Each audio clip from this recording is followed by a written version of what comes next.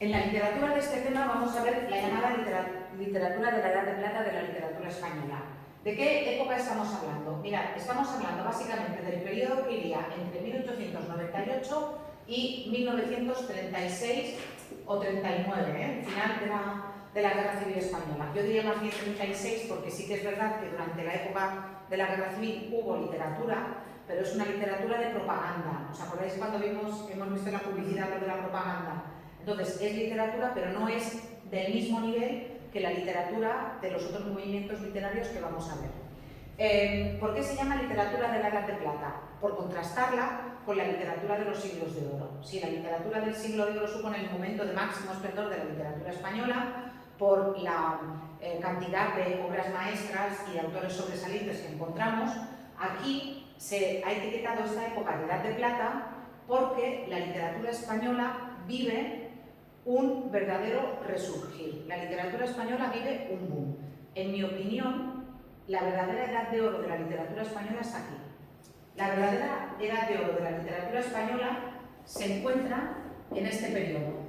¿Por qué yo digo que la verdadera edad de oro se encuentra en este periodo? Porque vais a ver en apenas 40 años, o en menos de 40 años, la cantidad de movimientos literarios y de autores y autoras de primer nivel que encontramos. No es comparable, es verdad que los siglos de oro tenemos a Cervantes, tenemos a Lope de Vega, tenemos a Calderón, pero estamos hablando de 200 años. Aquí estamos hablando de 40. Y en esos 40 años, bueno, ahora veréis algunos de los nombres que os voy a decir que seguramente os suenan y se nos sonarán, y la cantidad de movimientos literarios que vamos a encontrar. Venimos del siglo XIX. Ya en el siglo XIX hemos visto en un siglo 3 movimientos literarios. La primera mitad del siglo XIX, Renacimiento; la segunda mitad del siglo XIX, la primera mitad del siglo XIX, Romanticismo; la segunda mitad del siglo XIX, Realismo, con Post-Romanticismo. A partir de ahora, a partir del siglo XX, nos vamos a encontrar con que cada movimiento literario dura más o menos lo que vendría a ser una generación, es decir, más o menos 15 años. Eso es lo que nos vamos a encontrar a partir de este momento. ¿Generación es igual a 15 años? Sí, una generación, luego hablaremos. Se considera que una generación, y fundamentalmente una generación literaria, se produce cada 15 años. Autores que se llevan más de 15 años se considera que ya no pertenecen a la misma generación literaria, porque ya les separan demasiadas cosas. Pero autores que tienen menos de 15 años y una serie de características comunes sí pertenecen a la misma generación literaria. ¿Por qué os pongo que el siglo XX empieza en el año 1898? Ya sabéis que normalmente los periodos históricos y literarios raramente coinciden con números redondos. De hecho, se dice, por ejemplo, que el siglo XXI empezó el 11 de septiembre de 2001, cuando cayeron las Torres Gemelas, que no empezó en realidad el 1 de enero, sino que empezó cuando cayeron las Torres Gemelas, cuando ocurre algo que de alguna manera remueve la conciencia del país. ¿Qué ocurre en España en el año 1898? Que España pierde sus últimas colonias. España, que había sido aquella gran potencia que habíamos visto en el siglo XVII y en el siglo XVI, aquel imperio donde no se había puesto donde no se ponía el sol, había ido perdiendo progresivamente los diferentes territorios en los que había gobernado, y en 1898 solamente nos quedan Cuba, Puerto Rico y Filipinas.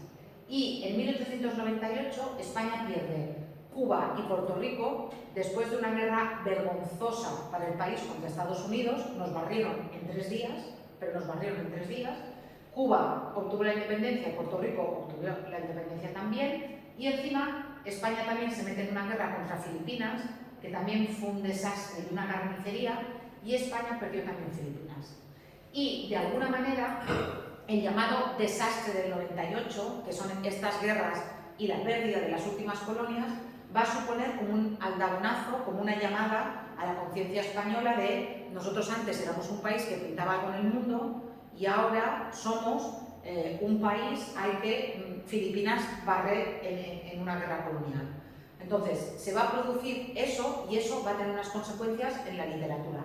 Y va a tener unas consecuencias en esa primera generación literaria que vamos a ver, que va a ir más o menos. Yo aquí pongo fechas, pero ya veréis que muchas veces se solapan los movimientos.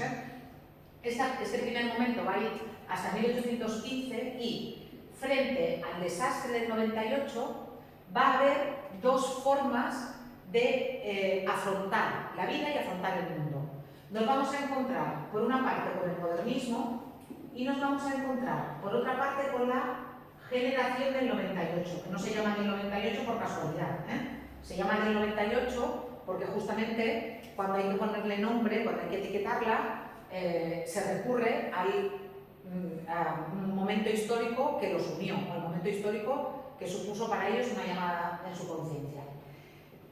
¿Por qué ambos movimientos literarios son respuesta al 98? Bueno, pues porque frente al desastre nosotros podemos hacer dos cosas. Una, evadirnos, crearnos mundos bellos llenos de cisnes, de bufones, de princesas, de lagos azul, en fin, de mundos de colores, ¿sí? De torres de marfil. No me gusta lo que me toca vivir y entonces yo me evado por completo, o no me gusta lo que me ha tocado vivir, lo enfrento y propongo una actitud que los autores del 98 van a llamar regeneracionista. No me gusta lo que hay en España y yo lo que propongo es regeneracionar el país, cambiarlo. Unamuno, que va a ser el líder de la generación del 98, va a decir que hay que europeizar España. Va a ser un autor que se va a dar cuenta del atraso que vive España y va a decir, aquí hay que cambiar las cosas. ¿Qué ocurre? Que esta es una cuestión de las que no están resueltas para los que estudian la literatura española. Porque hay autores que consideran que el modernismo y la generación del 98 son dos movimientos completamente separados, que no tienen nada que ver. Pero hay autores que consideran que en realidad son como las dos caras de la misma moneda. Que en realidad es, bueno, frente al desastre, puedo hacer esto o puedo hacer esto. Y los autores que defienden que en realidad son como dos caras de la misma moneda, utilizan muchas veces también el argumento de que hay autores que en la primera etapa son modernistas y que luego se pasan a la generación del 98. Al revés no hay ninguno. Es decir, hay autores que, vale, esta realidad no me gusta, esta tal, me vado, pero claro, llega un momento que frente a la que está cayendo tienen que cambiar esa actitud y se conciencian. Y va a ser el caso, por ejemplo, de Ramón María del Valle Inclán o a uno que seguramente os sonará más, Antonio Machado. Esta, si son dos movimientos o un movimiento solo, es una pregunta que siempre pongo en los exámenes.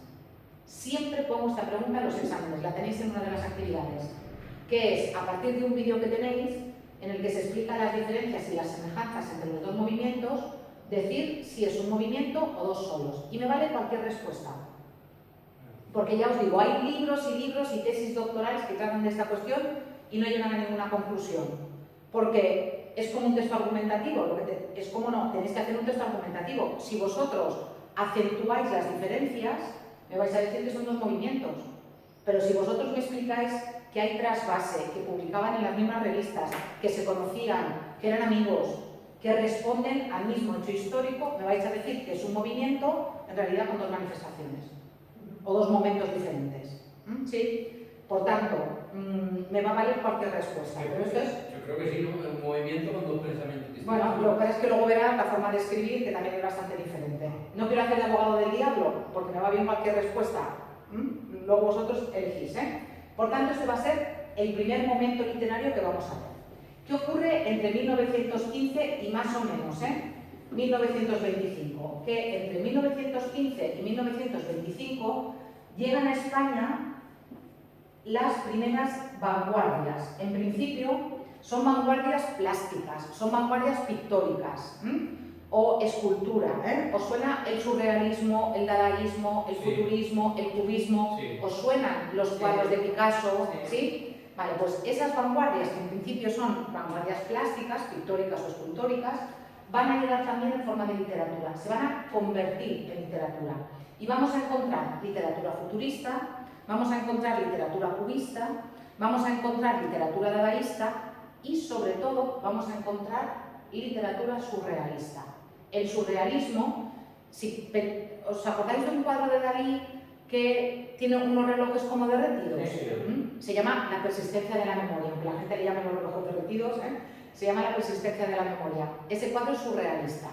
Pues intentar transmitir esa atmósfera a través de poemas o a través de escritos es lo que hacen los surrealistas. Hombre, yo el surrealismo y el primero que has dicho, el Futurismo. Yo sí lo veo que lo puede escribir, pero futurismo y dadaísmo... Bueno, pues lo veremos. El dadaísmo sobre todo es la más difícil de todas, pero las veremos. Entonces vamos a ver diferentes vanguardias, ¿eh? Muchas veces las vanguardias duran muy poquito. Muchas veces una vanguardia enseguida es sustituida por otra. Muchas veces, bueno, en la literatura en castellano tenemos una vanguardia solamente de un hombre. Ramón Gómez de la Serna inventó una vanguardia que se llamaba el ramonismo y que cultivó él solo. Pero su influencia es muy grande. Entonces, las vanguardias son los movimientos que rompen con la forma tradicional de hacer literatura. Es como, hasta ahora lo hemos hecho de una forma y las vanguardias van a demostrar que se puede hacer de otra. Muchas vanguardias se quedan más en juego o en provocación que en realidad en obras serias, en obras serias, excepto el surrealismo, que va a tener mucha influencia. Entre 1925 y, bueno, que yo allí con el medio un poco lejos, he sido un poco optimista, entre 1935 y la ruptura absoluta que va a suponer la Guerra Civil Española, nos vamos a encontrar con la generación poética más importante que ha tenido nunca jamás la literatura en castellano, que es la generación del 27. Es aquí donde encontramos a Federico García Lorca, pero es aquí también donde, por ejemplo, encontramos a un grupo de mujeres muy notables que ahora, afortunadamente, están siendo reivindicadas, que son las llamadas sin sombrero. Artistas, poetas, narradoras, escritoras, filósofas, que estaban alrededor o con los hombres de la generación del 27, pero a las que el franquismo borró. Y ahora se está produciendo un momento de recuperación de la obra y de la memoria de esas mujeres. Pero repito, la generación del 27 va a ser el grupo más importante de poetas que ha dado nunca jamás la literatura española. Nunca ha coincidido tanto talento poético, porque eran básicamente todos poetas. Y en el siglo de oro tampoco. No. En tan poca concentración, tantísimo talento, de ninguna manera. No solamente es eso, o sea, cuando hablamos de Edad de Plata, tenéis que tener en cuenta una cosa. Aquí, ¿os acordáis que veníamos del realismo y del naturalismo? Cuando viene la Segunda República,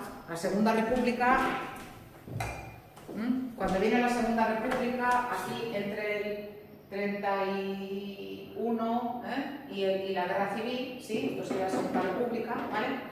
Cuando viene la Segunda República, resulta que todavía hay algún escritor de aquí que sigue vivo. Los de aquí siguen vivos y siguen escribiendo. Los de aquí siguen vivos y siguen escribiendo. Y los de aquí son jovencísimos, tienen 20 y pico años, 30 y pico, y siguen escribiendo. ¿Qué va a ocurrir cuando estalle la Guerra Civil Española? Que no es solamente que vengamos de aquí o que vengamos de aquí o que vengamos de aquí, sino que coinciden todos en un periodo histórico muy concreto, muy determinado, y además se va a producir un diálogo entre ellos. Por ejemplo, en el caso de la generación del 27, ellos van a ser la primera generación que va a decir, a ver, nosotros no vamos en contra de nada, a nosotros nos encanta Becker, pero también nos gusta la literatura vanguardista. ¿Por qué no podemos mezclar las dos cosas? Y por eso, el momento en el que estalla la Guerra Civil Española va a ser el peor momento en el que puede estallar para la literatura en español, o para la literatura en castellano, para la literatura aquí. ¿Por qué? Porque lo que vendrá después será el desastre absoluto. La mayoría de estos escritores, no todos, pero la mayoría de estos escritores estaban a favor de la democracia, porque la Segunda República era el régimen democrático, era lo que la gente había elegido y lo que la gente había votado. Entonces, el hecho de que un dictador como Franco se haga con el poder va a suponer que algunos de estos escritores están muertos. El caso de Federico García Lorca, que lo matan al principio de la Guerra Civil. La Guerra Civil estalla con el golpe de Estado de Franco el 18 de julio del 36 y a Lorca lo matan el 6 o el 7 de agosto del 36. O sea, no han pasado ni 3 semanas.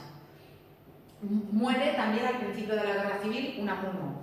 Hay sospechas de que muere envenenado. Se dijo que había muerto de un ataque de corazón, ahora hay estudios serios que dicen que en realidad murió envenenado. Hay autores que mueren después porque están en la cárcel. Ayer o antes de ayer se cumplió también el centenario de la muerte de Miguel Hernández, un autor relacionado con la generación del 27. Esos mueren. Hay muchos que se tienen que exiliar porque saben que no se pueden quedar en España, que se han manifestado a favor de la República y que si se quedan en España los van a matar. Y luego los hay, como por ejemplo Juan Ramón Jiménez, que va a ser el líder, el maestro, digamos, de la generación del 27, aunque él en principio es modernista, ¿sí? Juan Ramón Jiménez, por ejemplo, se va de España porque él no quiere vivir bajo una dictadura. Y era un hombre que políticamente no se había manifestado nunca, pero no quería vivir bajo una dictadura. Y en el año 56 le dan el Premio Nobel de Literatura, estando en el exilio. Bueno, el gobierno franquista montó en cólera. Hicieron todo lo posible para que le quitaran el Premio Nobel de Literatura. Y la Academia Sueca dijo que no. Pero claro, Franco de ninguna manera podía tolerar que le dieran el Premio Nobel de Literatura a un exiliado. Muchos de esos exiliados murieron en el exilio. Algunos, los que vivieron más, pudieron volver a España por la democracia. Por ejemplo, Rafael Alberti, un integrante de la generación del 27, que además este chico había sido comunista, o sea, si se queda en España, él y su mujer, María Rosa León, que también era de la generación del 27, una gran poetisa, una de las sin sombrero, estos dos, si no se van corriendo cuando ya se veía que la guerra la iba a perder la República, estos no hubieran durado ni media hora, porque los matan a los dos seguro. Bueno, pues él volvió a España a la democracia y se presentó a las primeras elecciones por el Partido Comunista y sacó escaño. Él, después de la muerte de Franco, él se reincorporó a la vida política española, volvió a España y murió en España después.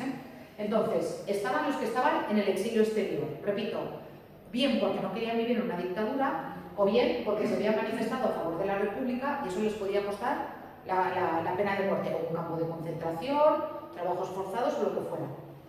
Pero es que luego además, los que se quedaron vivían una situación que se ha llamado situación de exilio interior. En primer lugar, no puedo escribir lo que yo quiero porque hay una censura brutal. Y en segundo lugar, si escribo y me manifiesto y salgo públicamente, a lo mejor alguien va a recordar algo que yo he dicho o me va a señalar y a lo mejor tengo muchos problemas. Entonces, los autores que se quedan en España viven una situación de ostracismo, de estar como una ostra, como estar encerrados y manifestarse muy poquito. Además, bueno, ya veréis, tenéis un documental donde se explica cuál era la situación cultural en el tema TLS, la situación cultural después de la Guerra Civil Española, y hay uno de los que entrevistan que lo dice muy bien, dice: en los años del franquismo no se podía ni hablar ni callar sin miedo.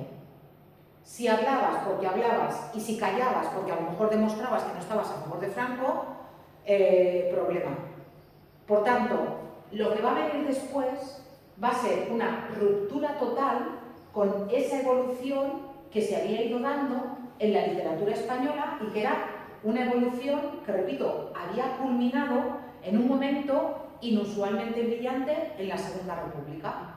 Que además pensar que la Segunda República se plantea como uno de sus objetivos fundamentales la alfabetización de toda la población, niños, niñas, zonas rurales, crean universidades populares, crean grupos de teatro, Lorca, crea un grupo de teatro que es La Barraca, y va a pueblos pequeños de España donde no había teatro. Tenéis que pensar cómo era la España de aquella época, sin carreteras, sin autopistas, y crea un grupo de teatro para llevar clásicos españoles a pueblos perdidos en La Mancha o en Badajoz o donde fuera. Entonces, la cultura abre un montón, la Segunda República abre un montón de escuelas. Muchas de las escuelas, no sé si en Palma, por ejemplo, Safechina, que es esta que está en el centro de Palma, cerca del Paseo Mallorca, un edificio muy grande como de Marés, eso es una de las escuelas de la Segunda República. O sea, la Segunda República hizo un trabajo enorme de alfabetización de la población, y de los grandes represaliados de mucha gente que murió sin haber participado en la guerra civil y sin un delito de sangre, un gran cuerpo de esos represaliados fueron los maestros de la República, simplemente por ser maestro o maestra de la República. Murieron un montón. De hecho, a Lorca lo fusilaron junto a dos maestros de un banderillero. Simplemente por haber sido maestro durante la Segunda República, porque se supone que si habías sido maestro estabas de acuerdo con las ideas de la República. Por eso os digo que lo que vendrá después será el páramo, el diezmo, y de hecho los escritores que empiezan a escribir en España a partir de los años 40 se encuentran sin referentes, se encuentran sin maestros, porque os podéis imaginar que las obras de muchos de esos autores, los que habían sido abiertamente republicanos o los que estaban en el exilio, no se podían leer en España, estaban prohibidas. A Lorca no se le pudo explicar en una escuela o en una universidad, ni se pudieron representar sus obras de teatro hasta que vino la democracia. Estaban fuera de los temarios. Por eso os digo que esto, en realidad, este momento, en realidad es la verdadera edad de oro de la literatura española. Nada de la edad de plata, la verdadera edad de oro por esto que os estoy diciendo. Y también por la libertad que había y por la necesidad esa de modernizar el país y de convertirnos en una sociedad... Y si hubiera seguido, a saber tú. A saber qué hubiera pasado, a saber qué tipo de país seríamos ahora. Ya hablaremos después de lo que pasó después de la Guerra Civil Española, lo hablaremos, pero me va muy bien, ya lo veréis, que tengáis Las bicicletas son para el verano como lectura, nos pondremos con ella justo después de Pascua. ¿Por qué me va muy bien Las bicicletas son para el verano? Porque empieza aquí. Las bicicletas son para el verano empieza justo unas semanas antes de la Guerra Civil Española. No os diré cuándo acaba, para no haceros spoiler, pero me va muy bien. Y me va muy bien porque sí que es verdad que se ve que sobre todo los últimos meses de la Segunda República, en realidad todo el periodo, pero sobre todo los últimos meses fueron de mucha inestabilidad, porque os tenéis que imaginar que había muchas fuerzas conservadoras en España, mucha gente que no estaba a favor de eso. Pero verdad, nos pasa hoy en día. Hoy en día hay mucha gente que vota a determinados partidos, algunos de extrema derecha, que no están a favor, por ejemplo, de la igualdad de hombres y mujeres, que no están a favor de la integración de los inmigrantes, que votan en contra de algunos derechos que todos pensamos que tienen que ser derechos humanos. Pues imaginaos eso hace casi 100 años. Entonces hubo por parte de la derecha, hubo una lucha muy grande contra muchos de los avances de la Segunda República, y vuelvo a decir que luego cuando vino Franco, arrasó con todo, limpió con todo, y la guerra civil no solamente fueron los muertos de la guerra civil, sino que la guerra civil fueron los muertos que vinieron después. Porque es verdad que durante la guerra los dos bandos matan y los dos bandos hicieron barbaridades, pero es que luego Franco tuvo 40 años, que Franco murió en el 75, este periodo va a ser el franquismo, o la dictadura de Franco, como lo queráis decir. Franco luego tuvo 40 años para represaliar a los que no pensaban como él. Para hacer lo que Efectivamente, y lo hacía, no tenía ningún tipo de remordimiento. Hay una película de la que os hablaré luego, donde se explica muy bien cuál fue la filosofía de Franco durante la Guerra Civil y cómo llegó un momento en el que Franco lo que decía era que la Guerra Civil tenía que durar tiempo porque tenía que machacarlos a todos, que no se trataba solamente de ganar la guerra de forma rápida, sino que se trataba de acabar con cualquier tipo de resistencia que luego se pudiera alzar en contra de él en un periodo posguerra. Luego os diré qué película es. Bueno, ya os he dicho, hablamos de la Edad de Plata. Aquí luego tenéis un vídeo en el que se habla del contexto histórico, porque yo solamente os he hablado del desastre del 98 y de la Primera República, pero evidentemente pasan más cosas. Aquí, este vídeo que tenéis aquí os sirve tanto para esta unidad como para la unidad siguiente.